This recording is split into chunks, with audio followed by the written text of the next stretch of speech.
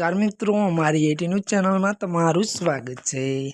मित्रों, देश दुनियानी ताजा खबर जाणवा माटे अमारी चैनल ने मित्रों तमे अत्यारे सब्सक्राइब करी देजो।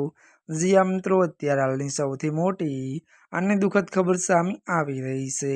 जी आ मित्रों, दिग्गज अभिनेतानुं निधन। विगतवार बात करवामां आवे तो त्यारे मित्रों जणावी दीए के प्रख्यात एक्टरनुं निधन बीड अभिनेता भरत कपूरनुं निधन थयुं छे। तेमणे 80 वर्षनी वये अंतिम श्वास लीधा हता।